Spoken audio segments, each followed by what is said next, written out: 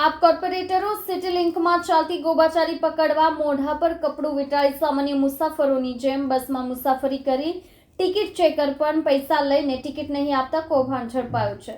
વિવાદના પર્યાયમાં city link bus service ફરી એક વખત વિવાદમાં આવી છે। ભૂતકાળમાં અનેકવાર જોવા અને જાણવા મળ્યું છે કે સિટી લિંકનો સ્ટાફ મુસાફરો પાસેથી પૈસા લઈને ટિકિટ આપતો નથી।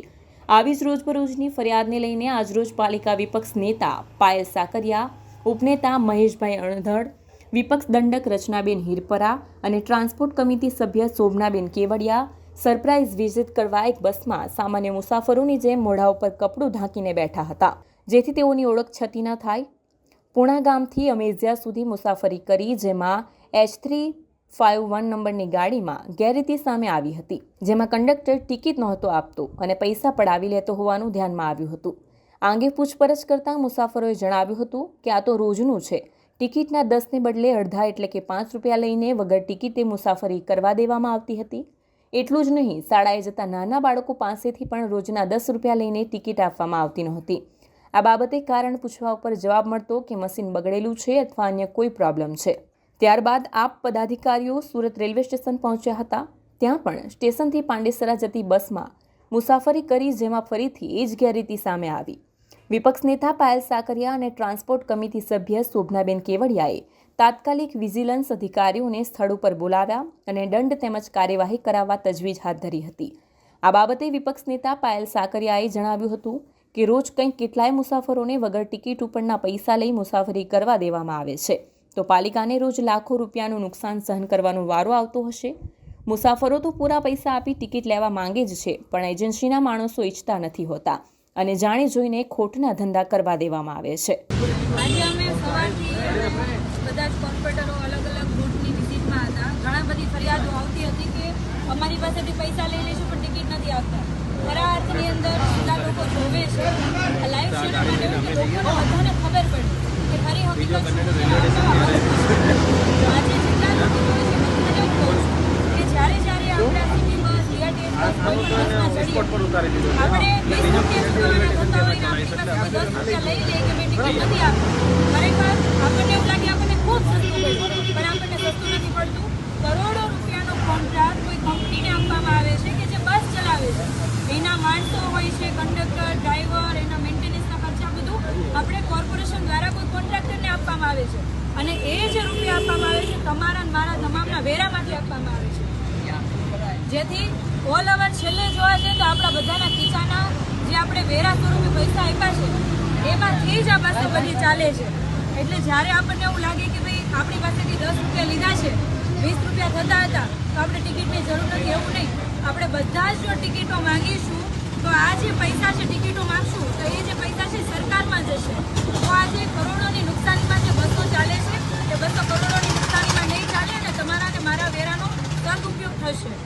અને આમાં કેવું થશે કે આપણે બધા જો જાગૃત નહીં થઈએ, આપણે બધા બોલીશું નહીં તો છેલ્લે ફાયદો માત્ર ને માત્ર કોન્ટ્રાક્ટરને થશે, તમારા ને મારા બધાના ખીચા ખાલી થશે। એટલે આ બાબતે આપણે બધાએ જાગવાની જરૂર છે। બધાને હું કહું છું કે આખા સુરતની અંદર કોઈ પણ સિટી બસમાં બેસો, BRTS બસમાં કોઈ પણ બસમાં બેસો, જો એનું મશીન બંધ હોય તો એવું નિયમ છે કે મશીન બંધ હોય ટિકિટ ના આપે તો આપણે પૈસા આપવાના નથી। એટલે કોઈ પણ એવું કે કંડક્ટર મશીન બંધ છે તમે પૈસા આપી તો કોઈ પૈસા ના આપશો, કારણ કે બધા પૈસા કંડક્ટરના ખીચામાં જશે અથવા તો એના કોન્ટ્રાક્ટરના ખીચામાં જશે।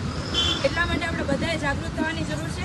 આજે અમે જેટલી બસોમાં બેઠા અમને બધી જગ્યાઓ પર આવો અનુભવ થયો કે પૈસા લેતા નથી, ઘણા લોકો પૈસા આપતા નથી કે કંઈ નહીં સસ્તામાં પ્રદેશે જવા દો, પણ છેલ્લે આપણા બધાનું નુકસાન છે અને છેલ્લે વેરાનો ભાર આપણા જ ઉપર આવે છે। મકાનના વેરા વધી છે, જે વેરા બિલ સ્વરૂપે આવે છે, પાણીનો, ડ્રેનેજનો, અલગ અલગ જે વેરા છે, આ વાહનનો જે વેરો છે, આ બધા વધીને આપણા ખીચા પર જ ભાર આવે છે।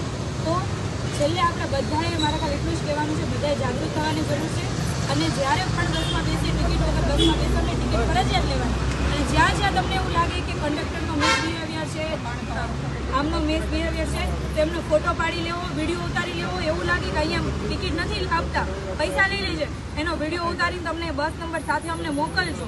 અમે એના ઉપર કાર્યવાહી કરવા માટે અમે ઉપર અધિકારીને કહેશું। આજે અમે વિજિલન્સની ટીમને બોલાવી, એમણે પણ જોયું, વિડીયો જોયા, બધું ચેક કરીને એમને 6000થી ઉપરની પેનલ્ટી બસના જે કોન્ટ્રાક્ટર છે એમને ફટકારી છે। જો આવું આપણે બધા કરશું તો આખી સિસ્ટમ સુધરશે અને આખી સિસ્ટમ સુધારવા માટે તમામનો સહકાર જોશે. બધાય સાથ સહકાર આપો એવી આશા સાથે ફરી વખત તમને બધાને વિનંતી કરું છું, રિક્વેસ્ટ કરું છું કે જ્યારે પણ આપણે બસનો ઉપયોગ કરીએ, આ બસ આપણા જ પૈસાની ચાલે છે, આપણા જ પૈસામાંથી કંડક્ટરને અને ડ્રાઈવરને બધાને પગાર ચૂકવાય છે. તો આપણે બધાએ બોલવાનું, ટિકિટ લઈને પછી જ બસમાં બેસવાનું. જય હિન્દ, જય ભારત.